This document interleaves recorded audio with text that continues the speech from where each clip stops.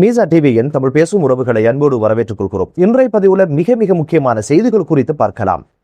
தான் உயிர் வாழ்வதை விட இறப்பதே மேல் என்று கூறி சுரேசலை இறக்கும் வரைக்கும் உண்ணாவிரதத்தை ஆரம்பித்திருப்பதான செய்தியை உதய கம்மன்பில அதிரடியாக அறிவித்தது பெரும் பரபரப்பை ஏற்படுத்தியிருக்கு.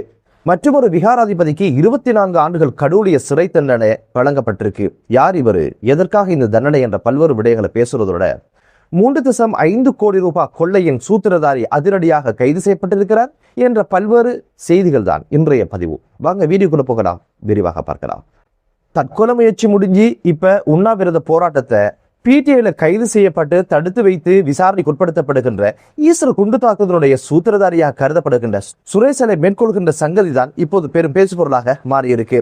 சுரேசலை இறக்கும் வரைக்கும் உண்ணாவிரதத்தில் ஈடுபடுவதாக இப்போது அவருடைய சட்டத்திறனை சொல்லிக் கொண்டு தெரிகின்ற உதய கம்மம் பிள்ளை தான் ஊடகங்களுக்கு இந்த கருத்தை சொல்லியிருக்கிறாரு. இவருக்கு யார் இந்த செய்தியை சொன்னாங்க அப்படின்னு கேட்டீங்கன்னா, சுரேசலையை பார்க்க போன இடத்துல மனைவியிடத்திலும் மகனிடத்துல தான் சுரேசலை சொல்லியிருக்கிறாரு. உண்ணாவிரதம் இருந்து இறப்பது மேல் நான் எதற்காக உயிர் வாழணும் அப்படின்னு சொல்லி இதற்கு பிறகு உணவுகளை தவிர்ப்பதோடு நீர் மற்றும் மருந்துகளை கூட குடிக்கிறதில்ல, உண்ணாவிரதத்துல இருந்து இறக்க போறேன் அப்படின்ற ஒரு செய்தியை சொன்னதாகவும் இந்த ஒரு விஷயத்தை நாட்டு மக்களுக்கு சொல்லிருங்க அப்படின்னு சொல்லி சுரேசலையுடைய மனைவியும் மகனும் தன்னிடம் சொன்னதுக்கு இணங்கத்தான் இந்த ஊடக மாநாட்டை நான் நடத்துகிறேன் என்று சொல்லித்தான் அந்த ஒரு கருத்தை பதிவு செய்திருந்தாரு. அந்த ஊடக மாநாட்டை ஆரம்பிச்சிருந்தாரு. அந்த ஊடக மாநாட்டில் என்ன சொன்னாரு, ஊடக சந்திப்புல என்ன சொன்னாரு அப்படின்னு கேட்டீங்கன்னா, சுரேசலை தடுத்து வைக்கப்பட்டிருக்கிறது நீதிமன்றத்தினுடைய உத்தரவின் பிரகாரம் கிடையாது.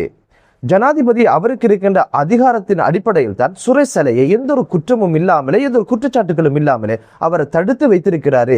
இது ஒரு அதிகார துஷ்பிரயோகம் அப்படின்னு சொல்லித்தான் ஊடக அந்த சந்திப்பை ஆரம்பிச்சாரு. சுரேசலையை தனது மனைவி மகனும் சந்திக்க போன இடத்துல சுரேசலை மனமுடைந்து நொந்து நூலாகி இருக்கிறாரு அப்படின்னு சொல்லி இரவு உணவு அவருக்கு எப்படி வழங்கப்பட்டிருக்கு அப்படின்னு ஒரு விஷயத்தையும் சொல்லி இருக்கிறாரு. இரவு உணவு ஒரு கரண்டி சோறும் ஒரு கரண்டி குளமும் கொடுத்திருக்கிறாங்க. அதை பேப்பர்ல சுத்தி கொடுத்திருக்கிறாங்க. பேப்பர் ஈரப்பதன் காரணமாக தூக்கும் பொழுது கிழிந்து கீழே சோறெல்லாம் கொட்டி விட்டதாகவும் அதையே அள்ளி சுரேசலை உண்டது பெரும் அதிர்ச்சி அவருக்கு ஏற்படுத்தியிருக்கு. இதைத் தொடர்ந்து உண்ணாவிரதத்தில் இருந்தாவது செத்து போயிடலாம் அப்படின்னு முடிவுக்கு சுரேசலை வந்திருக்கிறாரு. தனது மனைவி மற்றும் மகனிடம் சொல்லும் பொழுதோ, என்ன சட்டவிரோதமாக தடுத்து வைத்து விசாரணை செய்வதற்கும் சித்திரவதை செய்வதற்கும் நான் என்ன குற்றத்தை தான் செஞ்சிட்டேன் அப்படின்னு சொல்லி ரொம்ப அழுதிருக்கிறாரு அப்படின்னு ஒரு விஷயத்தையும் சொல்லி இருந்தாரு. இந்த ஒரு செய்தியை சொல்லும் பொழுது சிஐடியோட 7 போலீஸ் அதிகாரிகள் பக்கத்தில் இருந்தாங்க. அதுக்கு அவங்களே சான்று அப்படின்னு ஒரு விஷயத்தையும் உதய கம்மம்ல ஊடகங்கள்ல சொல்லி இருந்தாரு. சுரேசலைய ஆரம்பத்துல நீதிபதி அவங்க நேரடியாக கண்டு பேசியதுல சுரேசலை என்ன சொன்னார் அப்படின்னு கேட்டீங்கன்னா, விசாரணை அதிகாரிகளும் சரி சிஐடியில் இருக்கின்றவர்களும் சரி தன்னோடு நல்லா நடந்து கொள்றாங்க அப்படின்னு ஒரு விஷயத்த சொல்லி இருந்தாரு. இங்கு எவ்விதமான சித்திரவதையோ எந்த ஒரு அடக்குமுறையோ கிடையாது அப்படின்னு ஒரு விஷயத்தை அவரே சொல்லி இருந்தாரு. ஆனா இப்போது தற்கொலை செய்யும் அளவுக்கு மன அழுத்தமும் உண்ணாவிரதம் இருக்கின்ற அளவுக்கு இப்போது பாதிக்கப்பட்டதாகவும் சித்திரவதைக்கு உள்ளானதாகவும் உணவு கூட நாக்கி வைக்கிறதை விட கேவலமாக உணவு வைக்கிறதாகவும் இப்போது பல குற்றச்சாட்டுகளை இவர் சொல்ல என்னதான் காரணம் அப்படின்னு கேட்டீங்கன்னா, அதுக்கு 2 காரணங்கள் சொல்லப்படுது.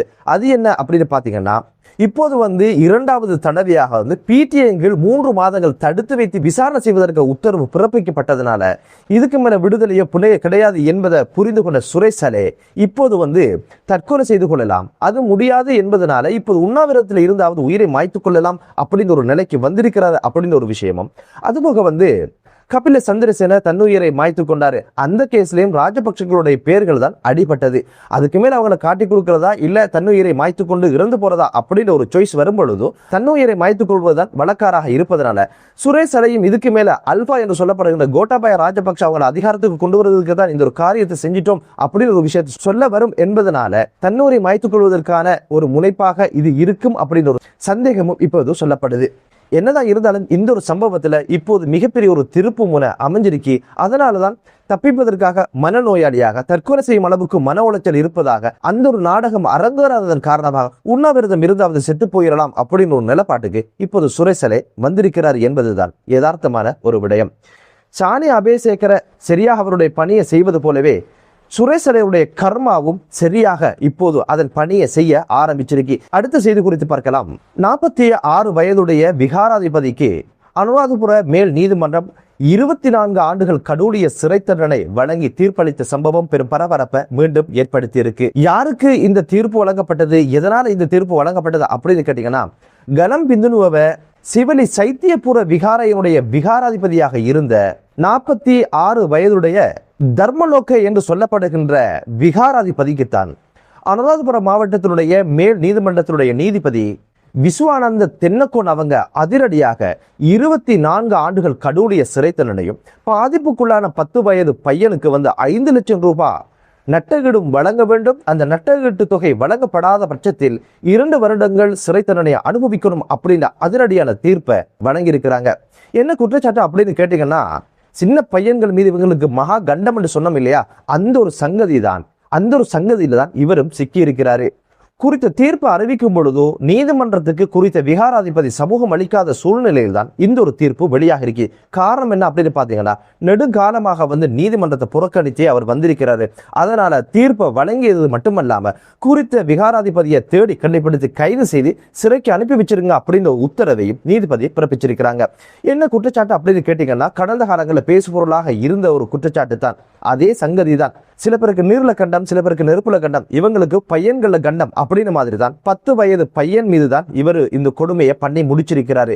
அந்த குற்றச்சாட்டின் கீழ் வழக்கு தொடுக்கப்பட்டு குற்றவாளியாக கருதப்பட்டதன் காரணமாகத்தான் 24 ஆண்டுகள் கடூழிய சிறை தண்டனையை இப்போது மேல் நீதிமன்றத்தினுடைய நீதிபதி அவங்க வழங்கி தீர்ப்பு வழங்கியிருக்கிறாங்க.